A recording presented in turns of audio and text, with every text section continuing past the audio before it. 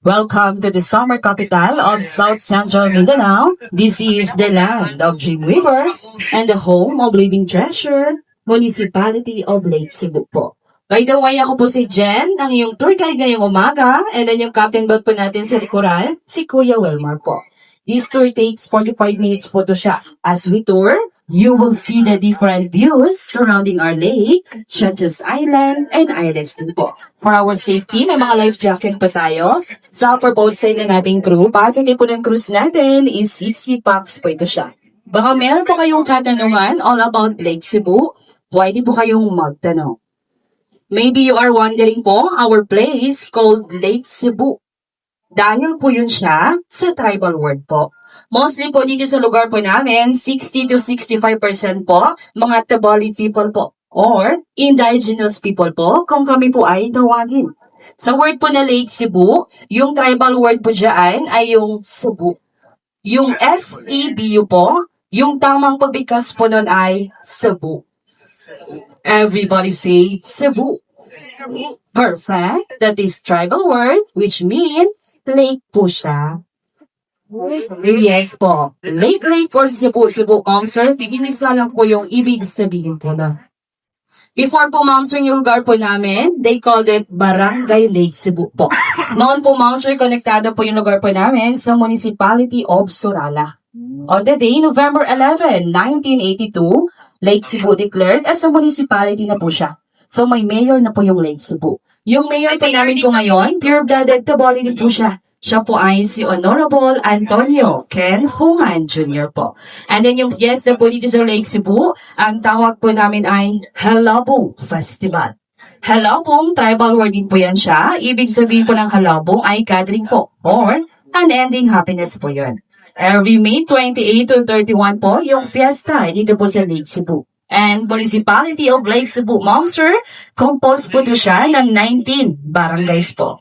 At ngayon, nandito po kayo sa Barangay Poblacion, Sitio Tocofol, where Punta Isla Lake Resort located po. Dito din sa lugar namin, we have 3 lakes po dito na pwede niyong mapasyalan and then mapunta din po siya. Yung first lake po, sir, kung napansin niyo po, kahapon po kayo dumating, no? Yun yung pinakaunang lake po na matatanaw po ninyo along the highway po siya. Yun po yung pinakamaliit po sa tatlo. Yun po yung tinatawag po namin na Lake Lahit. Yung Lake Lahit, sir, may lawak po yun siya na 24 hectares po. The next lake naman po, we called it Lake Saloton. Matatagpuan po yun siya sa Barangay Saloton area at may lawak naman po doon na 48 hectares po. At ngayon, nandito po tayo sa pinakamalawak po na lake. Ito po ang Lake of Lake Cebu. Ito po yung iikotin po natin ngayong umaga. May lawak po to siya na 354 hectares po. The deepest part of the lake, matatagpuan po yun siya, sir, sa front po ng resort. Kanina po paglabas po natin, so lang po ng boundary. Doon po yung area na may lalim po siya na 180 feet deep, approximately po. Or mahigit kumulang 60 meters yung lalim, doon lang po siya na area. So dito naman po na area, sir, may lalim na po dito na 140 feet na po siya. Dito na po yun siya. Sinong gusto mag-try? Char! At ever since, sir, the Lake of Lake Cebu, never po to siyang naka-experience po na umapaw po yung tubig kung tag-ulan or bumaba naman po siya kung tag-init. Hindi po to siya umaapaw yung tubig dito sa lake kasi meron po itong water outlet po. Or may labasan po to siya. Yung exist water from Lake of Lake Cebu, sir, umaagos po to siya. Papunta po ng 7 waterfalls po. Nakapunta na kayo ng 7 falls? Later! Hindi pa later. Doon po matatagpuan yung zipline. Ano yung zipline po dito sa Lake Cebu, sir? Yun po yung pinaka mataas po. Sa height lang po ha, na zipline in the whole Southeast Asia po yun. Later po, sir, sa gusto ma-experience, yung height po dun ay merong 600 feet above the ground. Sa mamaya po na gusto mag-join or mag-try ng zipline, good luck! Pero pag maintenance po tayo, sir, ha, huwag nyo na pong subukan, masisira ang buhay nyo. Yes po, like what I said, yung water from 7 waterfalls, dito po yun siya galing. Yung tubig dito, sir, papunta din po siya ng Ala River po. Papunta po siya ng Isulan, Sultan Kudarat, hanggang Cotabato City po. Yung tinatawag po nila doon sa Cotabato po na Rio Grande de Mindanao po. Papuntang dagat na po ito, ma'am sir, yung tubig mula dito sa lake. At hindi din po nauubos yung tubig dito sa lake kasi marami din po ito siyang source. May underwater, marami po mga springs sa gilid po ng mga bundok po dito. May river and falls na direct po dito sa lake yung kanyang tubig po. And then sa unahan po natin, we have two islets po dito. Mula po dito, ma'am sir, matatanaw po natin. Kung napapansin po yung dalawang niyog naman medyo mataas na magkatabi po, yan po yung tinatawag po namin in the Bollywood, Tuko Banig Islet. Sa kabila naman po, ma'am sir, sa hindi kalayo ng Tuko Banig, another islet naman din po yan siya. Yan naman po yung tinatawag po namin Tuko Kaling Islet po siya. When we say Tuko po sa aming mga Tebali, ma'am sir, ang ibig sabihin po ng Tuko, hindi po tikiha or lizard. Same lang sila na pabigas. Pero sa aming po mga Tebali, ma'am sir, yung ibig sabihin po ng Tuko ay end po siya. Dulo or punta po. Kasi yung tubig po dito sa lake, ma'am sir, hanggang dyan lang po siya. At ngayon, papasok na po tayo sa another area naman po dito sa lake po ng Lake Cebu. Dito naman po na area, ma'am sir, ito naman po ay ang pinakamalaking isla po dito sa Lake Cebu po. Ito yung tinatawag po namin na Isla Taboho. Yung Isla Taboho, ma'am sir, may lawak po yan siya na 9.3 hectares po. Malawak po siya na isla, ma'am sir. Yan po yung ikutan po natin. Pero, sad to say po, wala po ditong paaralan. Pero may mga estudyante po dito Wala po ditong hospital, clinic, malalaking tindahan, wala po siya. Lahat po ng mga estudyante po dito, especially yung mga people living in this island, for their transactions. Every day, they need to cross the lake po yan. Papunta po dun sa mainland. Yung kanilang ginagamit po dito, ma'am sir, na transportation, sa mga nakaka-afford, they using pump boat po. Yung pump boat, ma'am sir, made of fiberglass po yun siya. And then, di makina po. Pero, sa mga nakaka-afford lang po yun. And then, yung iba po dito, ma'am sir, yung kanilang ginagamit po dito is yung tribal boat po, or bangka.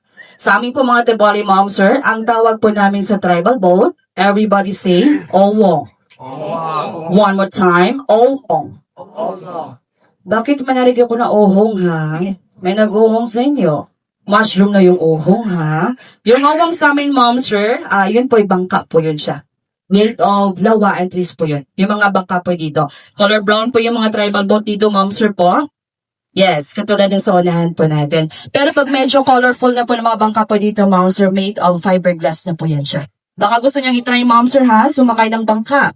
Paalala ko lang po, sa pagsakay po ng bangka dito, dapat marunong po tayo mag-balance. Kung mapapansin niyo po, walang katig or balancer yung mga bangka po dito. At dapat marunong lumangoy. The very important talaga is lumangoy po siya. Kasi po pag mayroon po na aksidente dito sa Lake, ma'am sir, alam niyo po ba? It takes 3 to 5 days pa po bago matatagpuan ang kanyang katawan po. Ganun po siya katagal. Bakit kaya, no? Kasi po, ma'am sir, itong lake, fresh water po to siya. When you say fresh water, malakas po yung pressure ng tubig pababa. Especially po sa hindi po marunong lumangoy, ha? Yung movement ng body, hindi po yun siya pahon. Yun po, mga 3 to 5 days po siya. Kung mapapansin naman po ninyo, ma'am sir, wala po nakakalat ng mga basura po dito sa lake. Usually, mga water lily or lotus lang po yung makikita po ninyo. Dito kasi yung lahat pa ng mga tao dito, ma'am sir, na malapit po sa lake, na naninirahan, they already oriented po yan sa kanilang basura. Talking naman po sa kanilang comfort room or CR, lahat po lang merong gustong magpatayo ng CR, ng bahay po dito. Yung requirements po dito dapat po is naka-safety lang po yung kanilang CR po dito. And then dapat medyo malayo din po siya sa lake po. Kasi yung kanilang hanap buhay po dito, moms, is fishing po talaga siya. Kaya dapat pangalagaan kung saan kumukuha ng hanap buhay everyday po yun.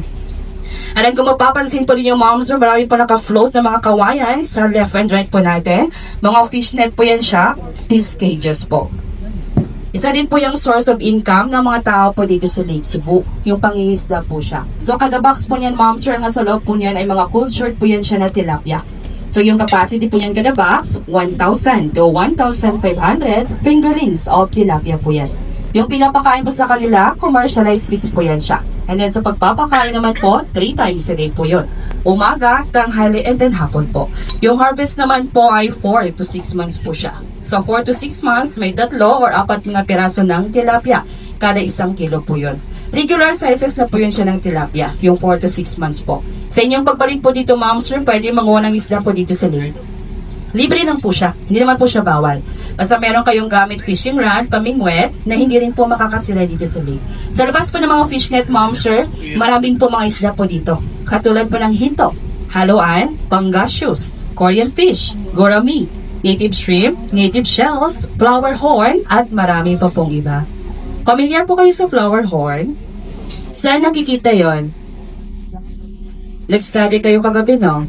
Nag-study kayo kagabi. Yes, meron din po dito sa lake po. Sa lake po ng Lake Cebu, may flower horn din po dito. Kung sa inyo po, ma'am, sir, yung mga flower horn, naka-display po yan sila sa aquarium. Alam niyo po ba, dito sa Lake Cebu po, yung mga flower horn po dito, naka-display na po yan sila sa kawali. Paksiw na flower horn na po yan sila dito. Yes, baka kasi yung flower dito sa lake po ng Lake Cebu, ma'am, sir, hindi na po sila pure po na flower horn. May crossbreed na po ng tilapia. Kaya pang-ulam na rin po sila. Baka may magtanong po sa inyo, ma'am, sir, kung may buwaya po, yung lake po ng Lake Cebu. Kasi when they say lake daw, dito rin nabubuhay yung mga buwaya. Base po sa survey po ng mas matagal na pong naninirahan, malapit po dito sa lake, ma'am, sir. Ever since, hindi po sila dito nakakita po ng buwaya. Yung mga tao po dito malapit na nanirahan sa lake, dito na rin po sila minsan naliliko. Yung mga bata, dito na rin po naglalaro.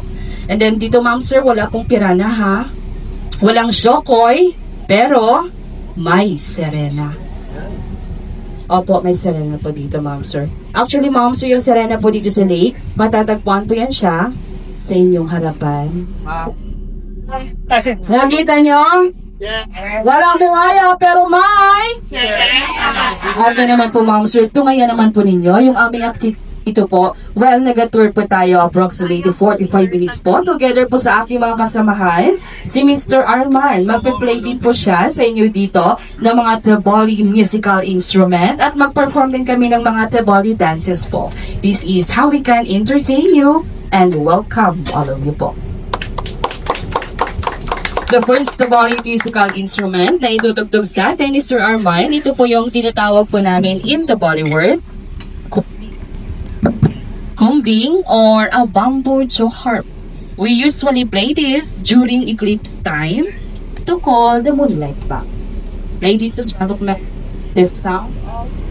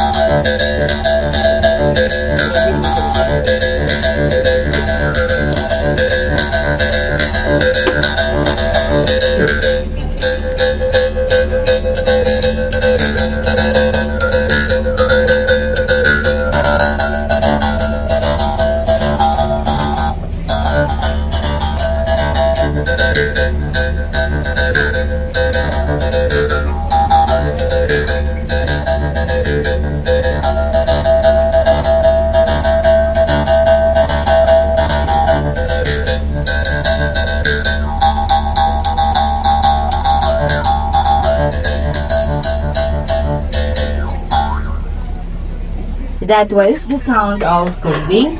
The next Teboli musical instrument, ito naman po pinapakilala ko po sa inyo another musician din po namin, si Mr. Herwin. Yung ipi-play niya po, ito po yung tinatawag po namin in Teboli word, slowly, or a bamboo flute.